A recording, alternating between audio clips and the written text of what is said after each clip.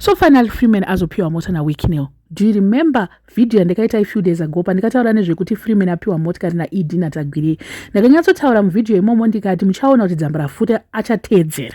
Ndakanyatsomention those words. Kana musinaona video yo, go and look for it. If it was, I think it was on Sunday, Monday, pandikaita video ndikatoti muchaona zvenyu kuti hapana madays akawanda Wicknell achateedzera. And here we are. I predicted right.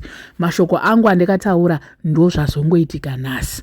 So anyora nhoroondo semazuva ese tangojaira kuti mukomana anonyora achipreza achita sei, but manje tisingori happy about nhoroondo yacho ka haisi kunyatso, you know, kana achinyora nhoroondo dzevamwe vanhu anonyatsonyora chaizvo and anonyatsopreza anoita sei, but apa panonyatsoratidza kuti Freeman haasi munhu wake zvekutodaro. Ndofunga tozviziva kuti why asiri munhu wake nenyaya yekuiginwa kwaakaita kuRainbow Towers. Ndakamboya ndikaita nyaya yacho kuti Wicknell wakavengerei Freeman, and motikari yaamupa ndatraya kuda kutsvaga paGoogle, kuita Google reverse. Motikari iyayi iri kuti 2020. Vanonyatsoziva motikari nyatsondipaiwo specific year because inyatsotaura kuti it's between 2020 kokoko ndokwairi. Amupa an old car iri kunyatsooneka kuti motikari iyika yafamba mamaira ndo yaamupa. Zviri kureva izvozvo. Gore, like all the time Wicknell paanotaura about motikari anotaura gore remotikari, but on this one he's very quiet about it. Let me just quickly read what he wrote panapa. Munyatsobata zvezvandiri kutaura panapa kuti I'm right zvandiri kutaura. Hanzi naiye patichaita mari celebrating the top striker.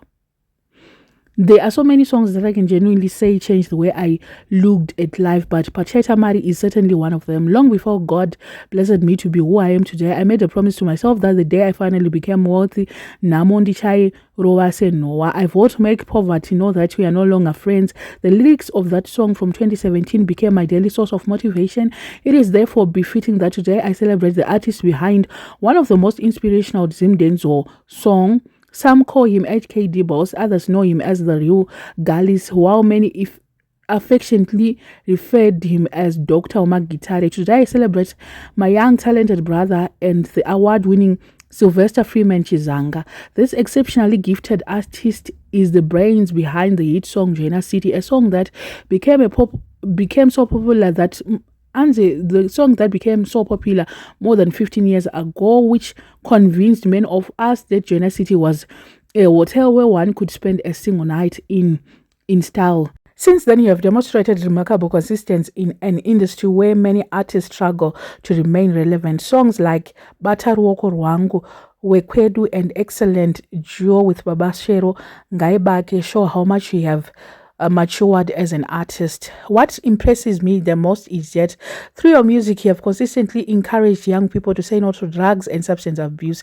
Your songs also condemn gender-based violence, which reflect values that we must all uphold as a nation. You have headed the call to support government performing at independence celebration, national galas, youth programs, and other government events. You have set yourself apart as a responsible and patriotic artist in recognition of your your talent, your patriotism, and contribution to Zimbabwe music over the years. I say a big congratulations to you, Freeman. Please go and see Mazibabashi Paga at Enterprise Castle and collect a new Mercedes-Benz GLE 400D, which has been fully paid for and is ready for collection. You will also receive 10,000 cash for fuel. And Umbo Pa Namo Shibakira Kunge Martin Nzoa. Congratulations, my brother, and may God continue to elevate you to even greater heights. Okay, the last part was the most important part that summarizes a lot of things. And Umbo Pa Namo Shibakira Kunge Martin up at $10,000 with just a 10,000. Imagine just, and then as with your new, it's new kwa ari, not new. Motikari iri kunyatsooneka kuti it's very old. It's an old car.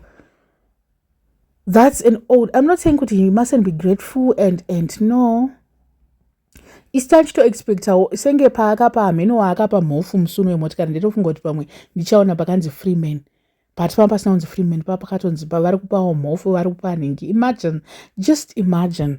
Ine ndiri kungofunga kuti mukomana angonyorerwa zvake nhoroondo kunzi, but it's not holding enough water like what we are used to. zvatinonyatsoziva Wiki chaizvo achinyora munhoroondo dzevanhu achitaseka. It's not the same pana HKD. I always read nhoroondo dzake, but this one aiwa hakuna zvakadaro, hakuna. Mukomana angozopa because ana ED vakapa ndo zvaari kungoteedzera chete izvozvo. Otherwise handifungotanga achimboda kupa Freeman, because how many times was he reminded about Freeman? How many times? Ozoda kungomupa nhasi ozongoti hanzi enda unorova nhamo nechibhagira ne10,000. Akuzoti ane nhamo ndiani? Ndiri kutoona vanhu vari kufara zvisingatomboite, vanhu vari kuita kunonzi kungwe hameno. Munonyatsoona kuti motikari yakakweshera like this car is an old one. Haisitombonyatsoratidza kuti ndosaka asina kuda kutaura gore remotikari iyoyi because it's a second hand.